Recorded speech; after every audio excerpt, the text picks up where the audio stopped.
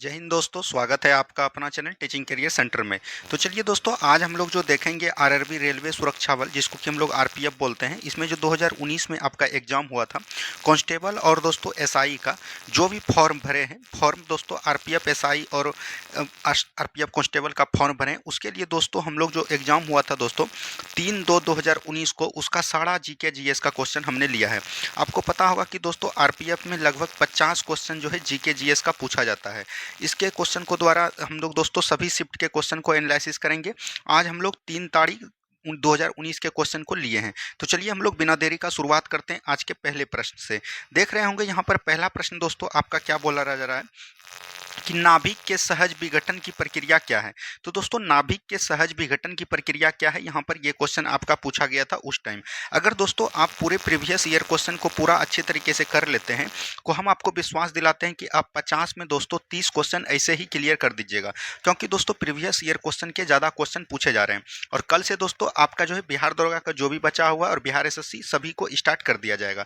हमने पहले ही आपको बताया था कि शाम में दोस्तों एक दिन एनटीपीसी और एक दिन आरपीएफ का हम लोग तैयारी करेंगे, और सुबह में दोस्तों हम लोग क्या करेंगे, एसआई और दोस्तों बिहार एसएससी का प्रीवियस ईयर क्वेश्चन को बहुत ही अच्छे तरीके से आपको क्लियर कर देंगे। इसके लिए आपको कोई दिक्कत नहीं लेनी है।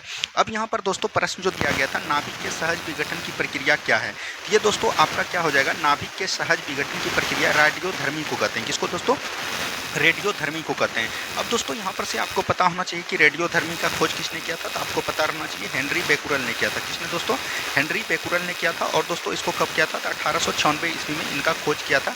तो ये भी जानकारी आपको रहनी चाहिए, ठीक है। यहाँ से इन सारे प्रश्न को आपको ध्यान देनी है। चलिए बढ़ते हैं हम लोग अगले प्रश्न की तरफ। नेक्स्ट क्वेश्चन को ध्यान से देखिए क्या बोला गया, निम्नलिखित में से कौन सी थेरवाद बौद्ध धर्म की पवित्र भाषा है। देखिए दोस्तों यहाँ पर से बौद्ध धर्म के संस्थापक कौन थे दोस्तों, आपको पता होना चाहिए कि बौद्ध धर्म के संस्थापक की बात करिएगा तो ये आपका हो जाएगा गौतम बुद्ध। कौन दोस्तों, गौतम बुद्ध हो जाएगा। ये आपको पता रहनी चाहिए और ये आपको पता भी होगा। अब दोस्तों यहाँ पर एक शब्द आता है थेरवाद। थेरवाद दोस्तों क्या होता है, ये भी जानकारी आपको रहनी चाहिए। थेरवाद हम उसको कहते हैं जहां पर दोस्तों बुजुर्गों को जो है पृष्ठ बौद्ध भिक्षुओं की शिक्षा दी जाती है, उसको हम लोग बोलते हैं थेरवाद। थेरवाद दोस्तों आपको पता है कि गौतम बुद्ध बौद्ध धर्म की भाषा क्या थी, पाली थी। यहाँ पर से पवित्र भाषा पाली ही हो जाएगा, ये भी जानकारी आपको रहनी चाहिए। तो यहाँ पर से आपका ऑप्शन नंबर ए बिल्कुल राइट आंसर आपका हो जाएगा, ठीक है। चलिए नेक्स्ट क्वेश्चन देखिए क्या बोला गया दोस्तों, तीसरा नंबर प्रश्न यहाँ पर दिया गया है, निम्नलिखित में से कौन सा क्षेत्र प्राकृतिक वस्तुओं का उत्पादन करता है। देखिए दोस्तों प्राकृतिक वस्तुओं का उत्पादन जो करता है वो दोस्तों आपका प्राथमिक क्षेत्र करता है। कौन करता है दोस्तों, प्राथमिक क्षेत्र करता है। तो ये भी आपको जानकारी रहनी चाहिए, ठीक है। अब दोस्तों यहाँ पर देखिए प्राथमिक क्षेत्र होते हैं, उसके बाद द्वितीय क्षेत्र होते हैं, उसके बाद तृतीय क्षेत्र होते हैं। तो प्राथमिक क्षेत्र में दोस्तों आपका क्या हो जाता है, तो आपको ध्यान रखनी है, कृषि आपका हो गया। कृषि में उसके बाद दोस्तों आपका पशुपालन भी हो जाता है। क्या दोस्तों, पशुपालन भी हो जाता है। द्वितीय क्षेत्र में आपका दोस्तों उद्योग वाला चित्र आ जाता है, उद्योग वाला सामान सब आ जाता है, जैसे आपका हो गया मतलब कि कारखाना सब। और तृतीय क्षेत्र में दोस्तों आपका सेवा वाला आ जाता है, जैसे आपका हो गया बैंकिंग, एलआईसी, ये सब दोस्तों किस में आता है, तृतीय क्षेत्र में आता है। तो ये जानकारी आपको रहनी चाहिए, ठीक है। चलिए नेक्स्ट क्वेश्चन यहाँ पर से देखिए क्या बोला गया कि किसके द्वारा संवैधानिक सुधारों को श्वेत पत्र तैयार किया गया था। तो श्वेत पत्र यहाँ पर दोस्तों पूछा गया। तो श्वेत पत्र हम किसको बोलते हैं, तो आपको पता रहनी चाहिए साइमन कमीशन। साइमन कमीशन का गठन कब हुआ था दोस्तों, तो आपको याद रहना चाहिए कि साइमन कमीशन का गठन हुआ था 8 नवंबर 1927 को। और दोस्तों ये भारत कब आए थे, तो ये भी जानकारी रहना चाहिए, 3 फरवरी 1928 को ये दोस्तों भारत आए। लेकिन दोस्तों भारत आने पर इसका विरोध किया गया, क्योंकि दोस्तों इसमें जितने भी सदस्य वो ब्रिटिश प्रांत से थे। इसमें दोस्तों कोई भी भारतीय सदस्य नहीं थे, इसीलिए इनको श्वेत पत्र कहा गया। तो ऑप्शन नंबर बी बिल्कुल राइट आंसर आपका यहां से हो जाएगा, ठीक है।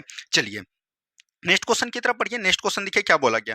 नेक्स्ट क्वेश्चन है किसी व्यक्ति की पूर्ण आनुवंशिक संरचना कौन है। देखिए दोस्तों किसी भी व्यक्ति की पूर्ण आनुवंशिक संरचना बोला गया। आनुवंशिक संरचना का मतलब हुआ आनुवंशिक इकाई। क्या दोस्तों, आनुवंशिक इकाई हो गया। तो आनुवंशिक इकाई की जब भी बात करिएगा दोस्तों तो ये आपका क्या आ जाएगा, जीन हो जाएगा। क्या दोस्तों, जीन हो जाएगा। तो जीन यहाँ पर से ऑप्शन नंबर सी में बिल्कुल राइट आंसर आपका यहाँ पर से हो जाएगा। अब दोस्तों जीन, जीन मतलब क्या होता है दोस्तों, एक होता है आनुवंशिक, अगर आपको यहाँ पर पदार्थ पूछा जाता, आनुवंशिक पदार्थ अगर आपको दिया जाता तो आनुवंशिक पदार्थ आपका क्या हो जाता है, तो डीएनए हो जाता है। क्या दोस्तों, डीएनए हो जाता है। अब दोस्तों डीएनए का फुल फॉर्म कई बार पूर्ण रूप इसका पूछ दिया जाता है कि डीएनए का पूर्ण रूप क्या होता है। तो इसका होता है दोस्तों डीऑक्सी राइबो न्यूक्लिक एसिड, ठीक है। डीऑक्सी राइबो न्यूक्लिक एसिड इनका पूर्ण रूप होता है। तो ये भी जानकारी आपको रहनी चाहिए, ठीक है। चलिए नेक्स्ट क्वेश्चन देखिए यहाँ पर से क्या बोला गया। नेक्स्ट क्वेश्चन यहाँ पर है, निम्नलिखित स्वतंत्रता सेनानियों में से कौन 1928 में ब्रिटिश अधिकारी जॉन सॉन्डर्स की हत्या में शामिल था। देखिए दोस्तों, जॉन सॉन्डर्स की हत्या में शामिल जो था दोस्तों, ये भगत सिंह थे। कौन थे दोस्तों? भगत सिंह थे। जॉन सॉन्डर्स की हत्या कब किया था, तो ये भी जानकारी रहना चाहिए। 17 दिसंबर 1928 को किए थे, और इनका इसमें साथ कौन दिए थे? सुखदेव थे, और दोस्तों चंद्रशेखर आजाद भी थे। तो ऑप्शन नंबर डी बिल्कुल राइट आंसर आपका यहाँ से हो जाएगा। क्या हो जाएगा दोस्तों? ऑप्शन नंबर डी बिल्कुल राइट आंसर आपका यहाँ से हो जाएगा। ठीक है, चलिए नेक्स्ट क्वेश्चन देखिए यहाँ पर से क्या बोला गया। नेक्स्ट क्वेश्चन है, निम्नलिखित में से कौन सा खेल ग्रीष्मकालीन ओलंपिक में खेला जाता है। देखिए दोस्तों, ग्रीष्मकालीन ओलंपिक ओलंपिक कितने प्रकार के होते हैं दोस्तों? ओलंपिक जो खेल होते हैं वो कुल 40 होते हैं, लेकिन इस बार 2024 में दोस्तों जो पेरिस ओलंपिक हुआ, इसमें कुल कितने खेल हुए थे? 32 खेल हुए थे। और दोस्तों यहाँ पर से कौन सा ग्रीष्मकालीन में जो खेला जाता है उसको हम लोग क्या बोलते हैं? सब डिवीजन बोलते हैं। क्या बोलते हैं दोस्तों? सब डिवीजन बोलते हैं। तो ये भी जानकारी आपको रहनी चाहिए। ठीक है, चलिए नेक्स्ट क्वेश्चन देखिए यहाँ पर से क्या बोला गया। नेक्स्ट क्वेश्चन है, निम्नलिखित में से किस खेलों में भारत ने 1928 से 1956 तक ओलंपिक में स्वर्ण पदक जीता था। तो ये मात्र एक खेल थे दोस्तों, जिसको कि हम लोग क्या बोलते हैं? हॉकी। और हॉकी ही दोस्तों भारत का राष्ट्रीय खेल है, तो ये भी जानकारी रहनी चाहिए। और दोस्तों ये कब हुआ था? तो 1928 से लेकर 1956 तक लगातार स्वर्ण पदक जीते थे।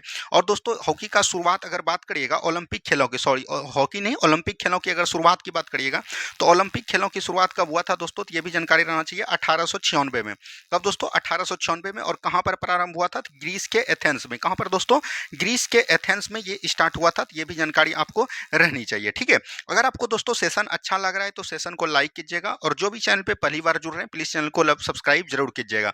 और दोस्तों आपका डेली वे में क्लास चलता रहेगा। अगर आप प्रीवियस ईयर को बहुत ही अच्छे तरीके से कर लेते हैं दोस्तों, तो प्रीवियस ईयर में आपको कोई भी दिक्कत नहीं होगा आगे चल के एग्जाम में। ठीक है, चलिए नेक्स्ट क्वेश्चन देखिए यहाँ पर से क्या बोला गया। नेक्स्ट क्वेश्चन है, तिब्बत में किस नदी को सिंगी खम्मन शेर का मुहाना कहा जाता है। देखिए दोस्तों, तिब्बत के मानसरोवर झील होता है। क्या दोस्तों? तिब्बत में एक मानसरोवर झील है, इससे दोस्तों 3 नदियां निकलती है। एक दोस्तों सिंगी खम्मान हिमनद से कौन निकलती है? तो सिंधु नदी। सिंधु नदी की कुल लंबाई की बात करिएगा तो 2880 किलोमीटर इसकी कुल लंबाई है। इसके कई सारे दोस्तों सहायक नदी है, जैसे आपका हो गया चिनाब हो गया दोस्तों, चिनाब हो गया दोस्तों, उसके बाद दोस्तों सतलज हो गया, ब्यास हो गया, झेलम हो गया, ये सब दोस्तों इनकी सहायक नदियां हैं। ठीक है, तो ये भी जानकारी आपको रहनी चाहिए। सिंधु जल समझौता दोस्तों 1960 ईस्वी में हुआ था, और कब हुआ था दोस्तों? भारत और पाकिस्तान के बीच हुआ था। किसके दोस्तों? भारत और पाकिस्तान के बीच हुआ था। इसमें दोस्तों 20% जल कौन यूज करेगा, यानी कि भारत यूज करेगा, और दोस्तों 80% इसका यूज कौन करेगा? पाकिस्तान करेगा। तो ये भी जानकारी रहनी चाहिए। उसके बाद दोस्तों ब्रह्मपुत्र नदी, यहाँ पर ब्रह्मपुत्र देख रहे होंगे, तो मानसरोवर, तिब्बत के मानसरोवर झील से चैंग युंगनू हिंद से कौन निकलती है दोस्तों? ब्रह्मपुत्र नदी निकलती है, और इसकी कुल लंबाई दोस्तों 2900 किलोमीटर है। इसकी भी कई सारी सहायक नदियां हैं, जैसे आपका हो गया सुवर्णसरी, धनसरी, दिहांग, ये सब दोस्तों ब्रह्मपुत्र की सहायक नदियां हैं। उसके बाद दोस्तों गंगा, गंगा दोस्तों इसकी लंबाई की बात करेगा तो ये 2550 किलोमीटर लगभग होता है दोस्तों, ये भी जानकारी आपको रहनी चाहिए। और यमुना दोस्तों गंगा की सहायक नदी है। उसके बाद दोस्तों तिब्बत के मानसरोवर झील से एक और नदी निकलती है, जिसको कि हम लोग सतलज नदी बोलते हैं। सतलज नदी दोस्तों राकसताल झील से निकलती है, और इसका लंबाई की बात करेगा दोस्तों तो लगभग 1510 किलोमीटर इसकी लंबाई है। ठीक है, ये सब जानकारी आपको रहनी चाहिए अगर आपके एग्जाम की तैयारी कर रहे हैं। आप बस बने रहिए, डेली दोस्तों आपको पूरा तैयारी करवा देंगे, ये आप इसको बना के रख सकते हैं। नेक्स्ट क्वेश्चन देखिए यहाँ पर से क्या बोला गया। भारत का संवैधानिक बजट को डैश के रूप में संदर्भित किया जाता है। देखिए दोस्तों, भारत के संविधान में बजट का कहीं भी चर्चा नहीं है, लेकिन दोस्तों बजट के स्थान पर अगर बात कीजिएगा तो बजट के स्थान पर दोस्तों वार्षिक वित्तीय विवरण को चर्चा की गई है। किसका दोस्तों? वार्षिक वित्तीय विवरण।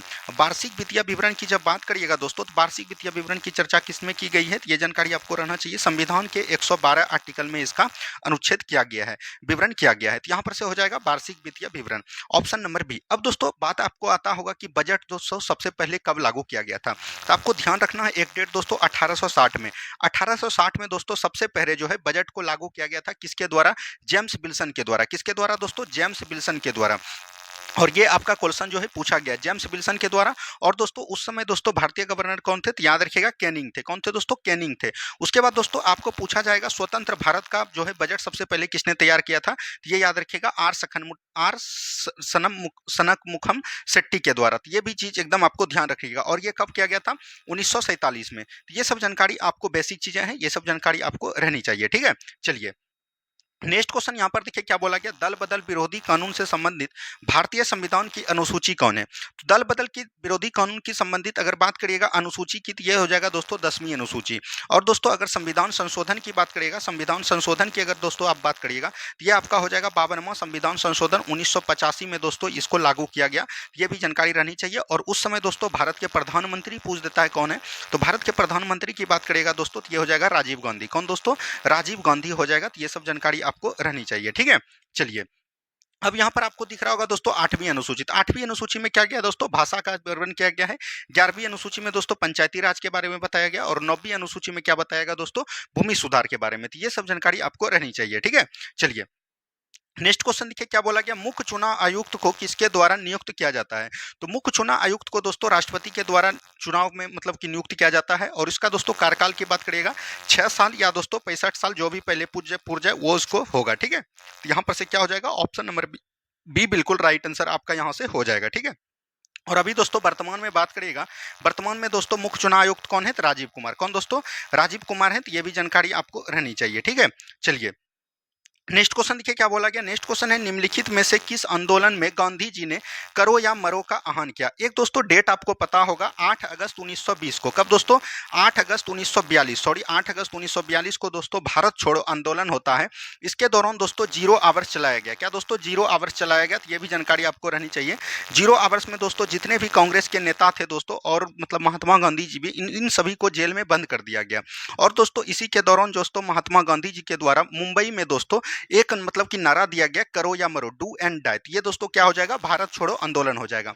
यहाँ पर आप देख रहे होंगे रोलेक्ट सत्याग्रह। रोलेक्ट सत्याग्रह को हम लोग काला कानून भी बोलते हैं। और ये दोस्तों कब हुआ था, तो 1919 में ये आया था, ठीक है। उसके बाद सविनय अवज्ञा आंदोलन, दोस्तों इसको हम लोग नमक कानून उल्लंघन भी कहते हैं। और ये दोस्तों 1930 में आया था। और असहयोग आंदोलन की बात करिएगा, तो ये दोस्तों 1 अगस्त 1920 को प्रारंभ हुआ था। और दोस्तों 1922 में इसको अंत कर दिया गया था, चौड़ी चौड़ा हत्याकांड के बारे में, ठीक है। तो ये सब जानकारी आपको बेसिक चीजें हैं, ये सब जानकारी एकदम आपको रहनी चाहिए।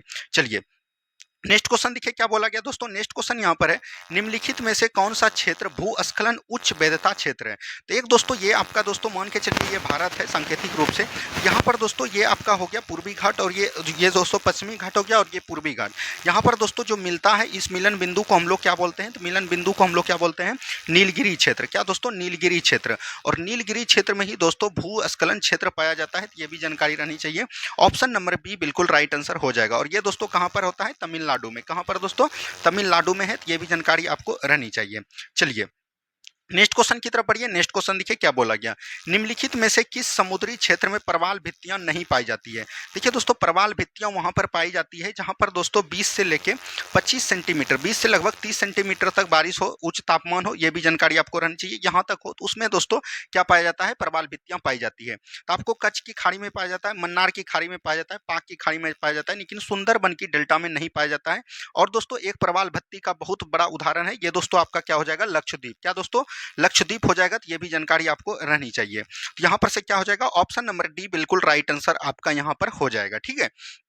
चलिए, नेक्स्ट क्वेश्चन देखिए क्या बोला गया दोस्तों, नेक्स्ट क्वेश्चन है, निम्नलिखित में से कौन सा गुजरात का लोकप्रिय लोक नृत्य है। तो गुजरात का दोस्तों लोक नृत्य कौन हो जाएगा, गरबा हो जाएगा। गरबा के बाद दोस्तों आपका दांडिया भी हो जाता है यहाँ पर। दांडिया एक और दोस्तों होता है, जैसे आपका हो गया भवई। क्या दोस्तों, भवई, भवई भी यहीं का लोक नृत्य है। उसके बाद दोस्तों छऊ कहाँ का है, पश्चिम बंगाल का है, पश्चिम बंगाल का हो जाएगा। उसके बाद दोस्तों यहाँ पर कालबेलिया, कालबेलिया हो गया, घूमर हो गया, झूमर हो गया, ये सब दोस्तों कहाँ का है, राजस्थान का है। तो ये सब जानकारी आपको रहनी चाहिए। चलिए, नेक्स्ट क्वेश्चन देखिए क्या बोला गया, नेक्स्ट क्वेश्चन यहाँ पर पूछा गया था, निम्नलिखित में से कौन सा तत्व खट्टे स्वाद का होता है और लिटमस को लाल कर देता है। जब भी यहाँ पर दोस्तों खट्टा पूछ दिया तो यहाँ पर से खट्टा क्या हो जाता है, अम्ल होता है दोस्तों खट्टा। तो याद रखिएगा, यहाँ पर से एक ट्रिक दे देते हैं हम आपको, अनिल। अनिल में दोस्तों क्या होता है, अम्ल जो है नीला को क्या कर देता है, लाल कर देता है। तो नीला लिटमस को क्या कर देता है, लाल लिटमस बना देता है। तो यहाँ से अम्ल हो जाएगा। क्षार दोस्तों क्या होता है, करवा होता है। तो क्षार करवा जब होता है दोस्तों, तो ये लाल लिटमस को क्या कर देता है, नीला कर देता है। तो ये सब आपको याद रहनी चाहिए। चलिए, नेक्स्ट क्वेश्चन देखिए क्या बोला गया, नेक्स्ट क्वेश्चन है, जब पदार्थ को उसके क्रांतिक तापमान के नीचे ठंडा किया जाता है तो कौन सी अतिचालक असंपात शून्य हो जाता है। तो यहाँ पर शून्य बात बोला गया दोस्तों कि जब भी किसी पदार्थ को आप क्रांतिक तापमान से नीचे ठंडा कर दीजिएगा तो उसका दोस्तों प्रतिरोध जो है, याद रखिएगा, अतिचालक का प्रतिरोध जो है शून्य हो जाता है। तो यहाँ पर से हो जाएगा ऑप्शन नंबर बी। अब दोस्तों प्रतिरोध किसका ऐसा मात्रक है, तो याद रखिएगा ओम का। क्या दोस्तों, ओम का हो जाएगा। तो ये भी चीज ध्यान रखिएगा। और इसका फॉर्मूला क्या होता है, V = IR। तो ये सब जानकारी आपको रहनी चाहिए, ठीक है। चलिए, नेक्स्ट क्वेश्चन की तरफ बढ़ते हैं हम लोग। नेक्स्ट क्वेश्चन को ध्यान से देखिए क्या बोला गया। नेक्स्ट क्वेश्चन यहाँ पर दोस्तों पूछा गया है, निम्नलिखित में से किस खेलों की उत्पत्ति प्राचीन जापानी कला जुत्सु से हुई है। तो ये दोस्तों आपका जूडो हो जाएगा, एक प्रकार का दो व्यक्ति जो लड़ते हैं उसी को ये जापानी कला का नाम है। तो ऑप्शन नंबर सी बिल्कुल राइट आंसर हो जाएगा। आरपीएफ में इस तरह के एक दो प्रश्न पूछे जाते हैं और वो आपका क्लियर होगा प्रीवियस ईयर क्वेश्चन देखने के बावजूद ही। इसीलिए दोस्तों सबसे पहले हमने क्या कर दिया, प्रीवियस ईयर क्वेश्चन को आपको कर दिया। उसके बाद दोस्तों हम लोग प्रैक्टिस सेट लाएंगे, धीरे धीरे सभी चीजों को क्लियर करेंगे। आपका लगभग 20 से 25 एग्जाम हुआ है आरपीएफ एसआई और आरपीएफ कांस्टेबल को। इसका 20 से 25 वीडियो आपको अवेलेबल मिल जाएगा और इसका हम प्लेलिस्ट भी आपको बना के दे देंगे। और दोस्तों आपका बिहार एसएससी रहे या बिहार दरोगा रहे या रेलवे एनटीपीसी रहे, सभी का वीडियो यहाँ पर मिलता रहेगा। नेक्स्ट क्वेश्चन की तरफ बढ़िए। अब देखिए नेक्स्ट क्वेश्चन यहाँ पर से क्या बोला गया। नेक्स्ट क्वेश्चन है, डैश विद्युत चुंबकीय विकिरण प्रकाश से संबंधित ऊर्जा का एक स्तर पैकेट है जिसमें ऊर्जा ई होती है। ऊर्जा का मतलब हो गया एनर्जी, ठीक है, जो विकिरण की आवृत्ति भी समानुपाती होता है। ये दोस्तों फार्मूला किसका हो जाएगा, फोटोन का। अब दोस्तों फोटोन का दोस्तों कब किया था आविष्कार, तो याद रखिएगा 1905 में। और किसने किया था दोस्तों, तो अल्बर्ट आइंस्टीन ने किया था। किसने दोस्तों, अल्बर्ट आइंस्टीन ने किया था। ये जानकारी आपको रहनी चाहिए, यहाँ से आए दिनों प्रश्न पूछे जाते हैं, ठीक है, तो ये सब जानकारी आपको रहनी चाहिए। नेक्स्ट क्वेश्चन देखिए क्या बोला गया। नेक्स्ट क्वेश्चन यहाँ पर दोस्तों, किस गवर्नर जनरल ने ब्रिटिश भारत में व्यापकत का सिद्धांत या हड़पने का नीति तैयार किया था। ये तो आपको पता होगा दोस्तों, कौन हो जाएगा, लॉर्ड डलहौजी होगा। इसका अगर कार्यकाल की बात करेगा तो इसका कार्यकाल दोस्तों 1848 से लेकर 1856 तक इनका कार्यकाल रहा। इसके दौरान दोस्तों लॉर्ड डलहौजी ने हड़प नीति को लागू किया।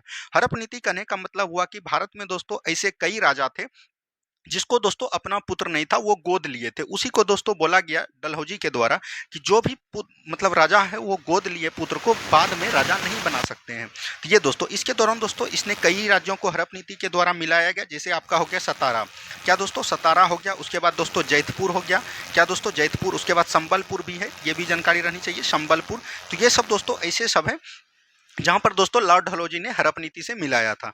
ये भी जानकारी आपको रहनी चाहिए। बढ़ते हैं हम लोग अगले प्रश्न की तरफ। नेक्स्ट क्वेश्चन को ध्यान से देखिए क्या बोला गया।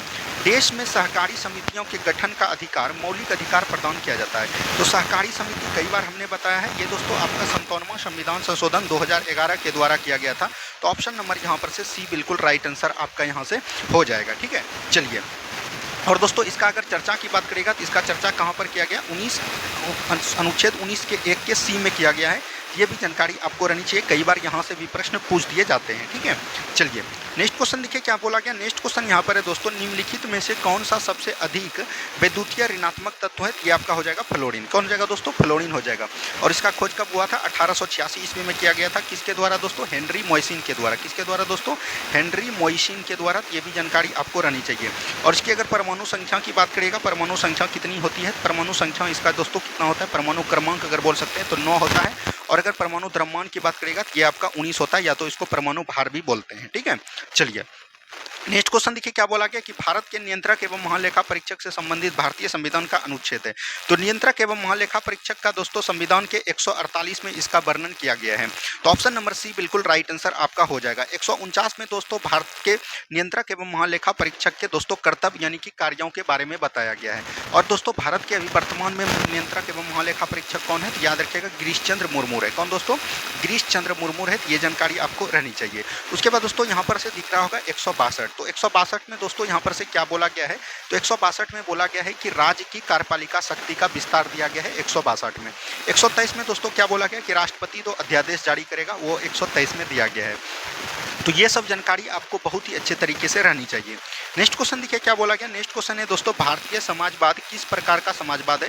ये लोकतांत्रिक समाजवाद है। क्या है दोस्तों, लोकतांत्रिक समाजवाद है। ये भी जानकारी रहनी चाहिए। लोकतांत्रिक समाजवाद कहने का मतलब हुआ कि दोस्तों राजनीतिक व्यवस्था में साथ साथ उत्पादन के साधन सामाजिक और सामूहिक रूप का स्वामित्व होना, इसी को बोलते हैं लोकतांत्रिक समाजवाद। चलिए नेक्स्ट क्वेश्चन देखिए क्या बोला गया। नेक्स्ट क्वेश्चन है दोस्तों, बाज औंक और शाहबलूत चेस्टनट के वृक्ष होते हैं। तो ये दोस्तों एक सदाबहार चौड़े पत्ते वाले वृक्ष होते हैं। तो ऑप्शन नंबर सी बिल्कुल यहाँ पर से राइट आंसर आपका यहाँ से हो जाएगा, ठीक है। ये क्या होते हैं दोस्तों, चौड़े पत्ते वाले वृक्ष होते हैं। ये एक प्रकार का वृक्ष है और आपके आरपीएफ में पूछा गया है। नेक्स्ट क्वेश्चन देखिए यहाँ पर से क्या बोला गया कि ओलंपिक में कुश्ती के कितनी शैलियाँ होते हैं। तो 2 शैलियाँ होते हैं। कितना शैलियाँ होते हैं दोस्तों, 2 शैलियाँ होते हैं। अब दोस्तों एक होते हैं दोस्तों रोमन शैली। रोमन शैली की जिसको कि हम लोग बोल सकते हैं ग्रीक शैली, भी सबसे पुराना यही है दोस्तों।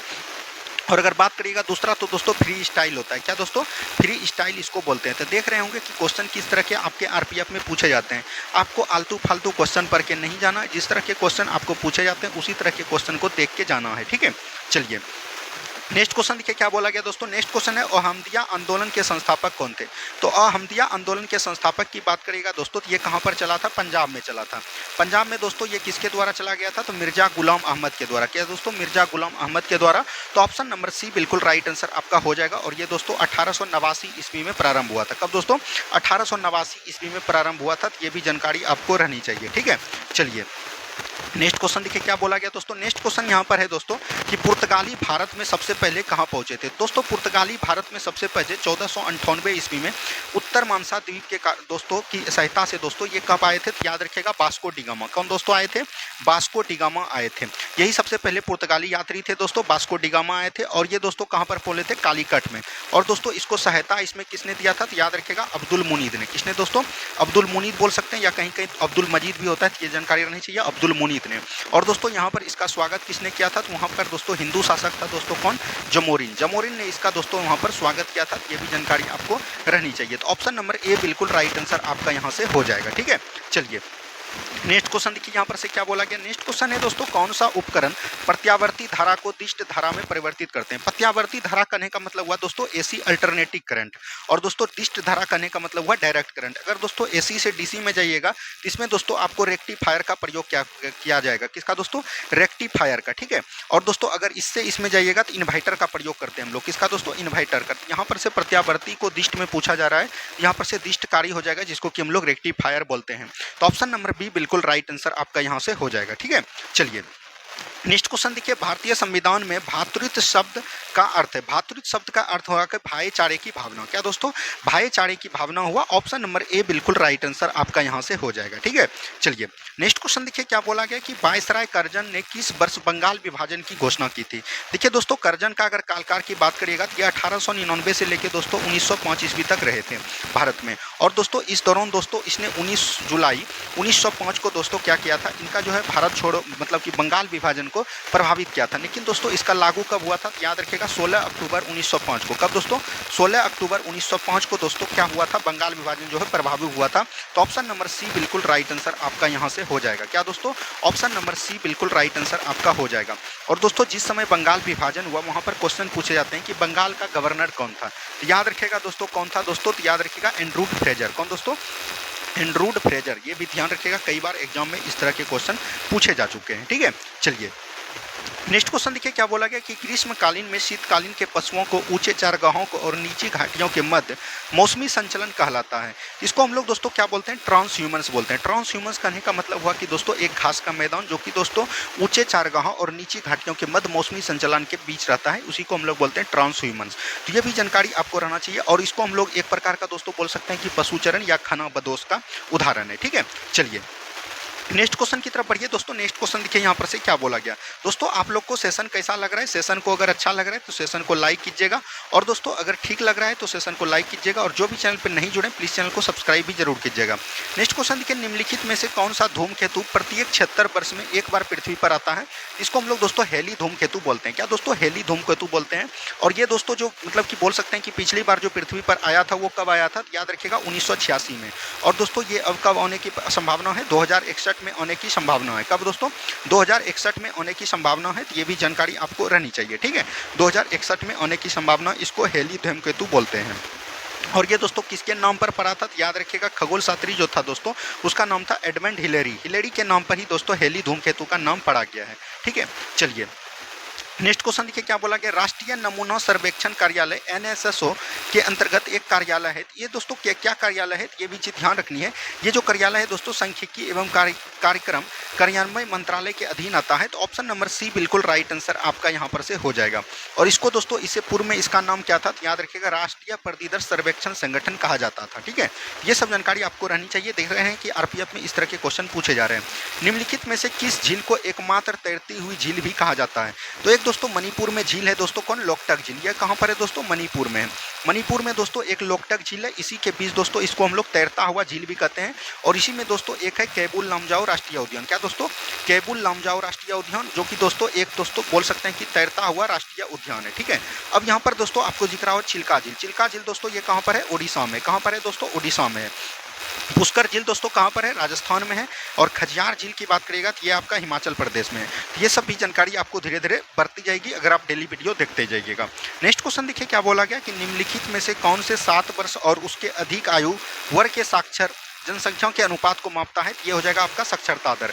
अगर बात करिएगा 2011 की जनगणना के अनुसार दोस्तों, 2011 की जनगणना के अनुसार भारत का साक्षरता दर कितना था दोस्तों? ये 74.04% था। कितना दोस्तों? 74.04%। इसमें अगर बात करिएगा पुरुष का यानी मेल का बात करिएगा तो 84 दशमलव कुछ था दोस्तों। 84 दशमलव बोल सकते हैं कि 14 था, ये भी चीज़ ध्यान रखिएगा। 84 नहीं दोस्तों, 82 बोल सकते हैं। और महिला की अगर बात करिएगा तो ये लगभग 65.46% इसमें जनसंख्या दर था। ठीक है, ये भी जानकारी आपको रहनी चाहिए। अगर बात करिएगा सबसे अधिक भारत में कहां पर जनसंख्या मतलब कि साक्षरता दर है दोस्तों, तो ये केरल हो जाएगा। क्या दोस्तों? केरल लगभग 94% है। और सबसे कम कहां पर है दोस्तों? बिहार राज्य में। कहां पर है दोस्तों? बिहार राज्य में लगभग दोस्तों यहां पर 63% कुछ है। ये भी जानकारी आपको रहनी चाहिए।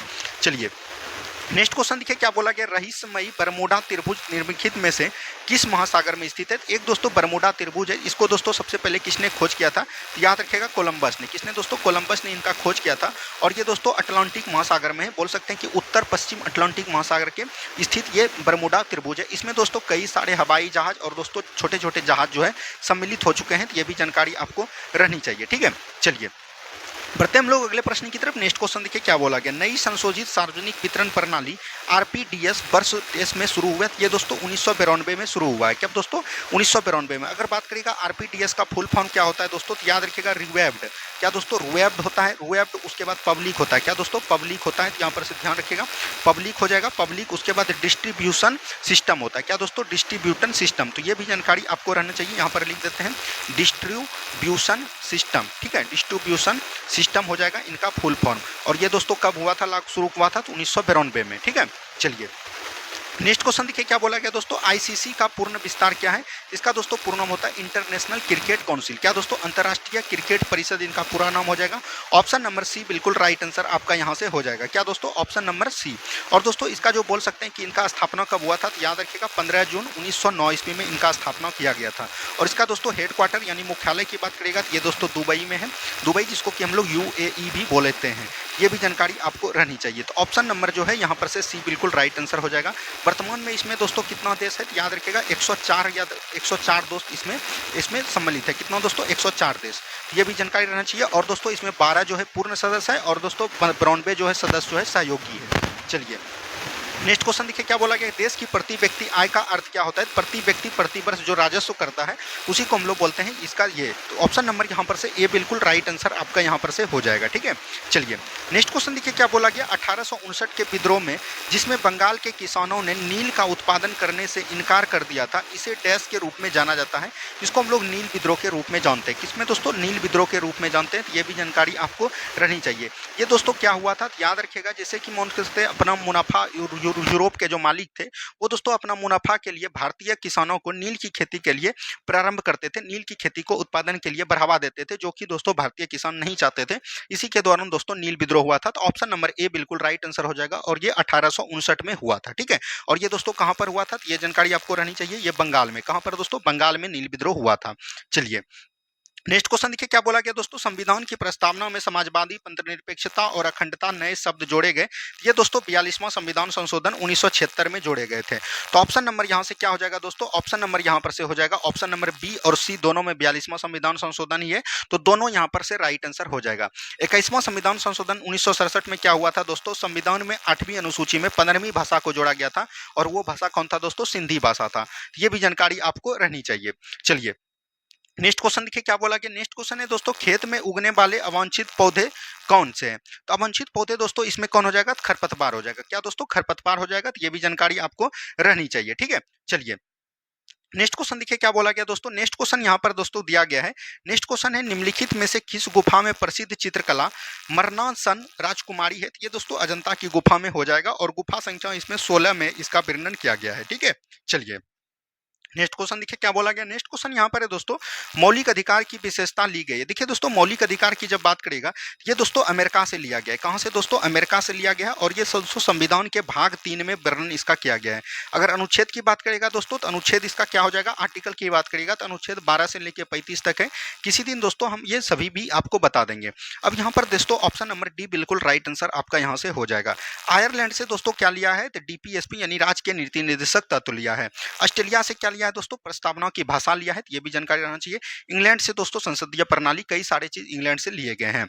चलिए नेक्स्ट क्वेश्चन देखिए क्या बोला गया। निम्नलिखित में से कौन सी महान झील पूरी तरह से संयुक्त राज्य अमेरिका में स्थित है? ये दोस्तों आपका हो जाएगा मिशिगन झील। मिशिगन झील जो दोस्तों पूरी तरह से अमेरिका में स्थित है, ये भी जानकारी आपको रहना चाहिए। और इसका अगर क्षेत्रफल की बात करेगा दोस्तों, तो ये लगभग 58,000 वर्ग किलोमीटर में फैला हुआ है। कितना दोस्तों? 58,000 वर्ग किलोमीटर में ये दोस्तों फैला हुआ है, तो ये भी जानकारी आपको रहनी चाहिए। चलिए नेक्स्ट क्वेश्चन देखिए क्या बोला गया। डीएनए का प्रत्येक पॉलीन्यूक्लियोटाइड छोटी इकाइयों से बना होता है, जिसे क्या कहते हैं? तो न्यूक्लियोटाइड कहते हैं। डीएनए दोस्तों हमने अभी तुरंत आपको बताया कि डीएनए का फुल फॉर्म क्या होता है? डीऑक्सीराइबोन्यूक्लिक एसिड इनका पूरा नाम होता है, ठीक है। और ये दोस्तों 3 प्रकार के होते हैं, एडीएनए, बीडीएनए और जेडजीएनए। तो ये सब भी ध्यान आपको रहनी चाहिए, ठीक है। और डीएनए का दोस्तों अगर मॉडल की बात करेगा तो डीएनए इस तरह का होता है दोस्तों, और दोस्तों डीएनए इस तरह का होता है। इस बीच की दूरी को हम लोग क्या बोलते हैं? इसको बोलते हैं दोस्तों 20 एंगस्ट्रॉम इसका दूरी होता है। और ये दोनों दूरी की बात करेगा तो ये दोस्तों 34 एंगस्ट्रॉम होता है। ये भी जानकारी आपको रहनी चाहिए। चलिए नेक्स्ट क्वेश्चन की बात करिएगा। नेक्स्ट क्वेश्चन है दोस्तों, सर्विस शब्द निम्नलिखित में से किस खेल से संबंधित है? ये बैडमिंटन से हो जाएगा। बैडमिंटन से दोस्तों कई सारे हैं, तो यहाँ पर दोस्तों सर्विस शब्द पूछा जा रहा है, तो सर्विस शब्द आपका बैडमिंटन से हो जाएगा। सर्विस शब्द आपका बैडमिंटन से, और कई सारे हैं, जैसे आपका नेट हो जाएगा। नेट भी दोस्तों बैडमिंटन से है। दोस्तों सिंगल्स एक होता है, कई बार एग्जाम में पूछा जा रहा है, सिंगल्स भी दोस्तों आपका बैडमिंटन से है। ये भी जानकारी आपको रहनी चाहिए। नेक्स्ट क्वेश्चन देखिए दोस्तों, नेक्स्ट क्वेश्चन यहाँ पर से क्या बोला गया। निम्नलिखित में से कौन सा विश्व का सबसे बड़ा तंबाकू उत्पादक वर्तमान में है? वर्तमान में अगर पूछेगा तो ये चीन हो जाएगा। दूसरे नंबर पे दोस्तों कौन हो जाएगा? ब्राजील हो जाएगा। और भारत अगर बात करेगा तो ये तीसरे स्थान पर है। तो ये दोस्तों आपका आरपीएफ एसआई में ये पूछा गया क्वेश्चन था, 2019 में जो एग्जाम हुआ था। ये दोस्तों एक शिफ्ट का क्वेश्चन हमने आपके बीच लाया था, और इसमें कुल 50 क्वेश्चन पूछे गए थे। 50 क्वेश्चन का डिस्कस हमने आपके बीच लाया। अगर इस तरह से आप लोग का साथ रहेगा, सपोर्ट रहेगा, तो हम सभी प्रैक्टिस मतलब कि बोल सकते हैं प्रीवियस ईयर क्वेश्चन को आपके बीच जरूर ला देंगे। धन्यवाद, मिलते हैं हम लोग अगले प्रैक्टिस सेट में। जय हिंद, जय भारत।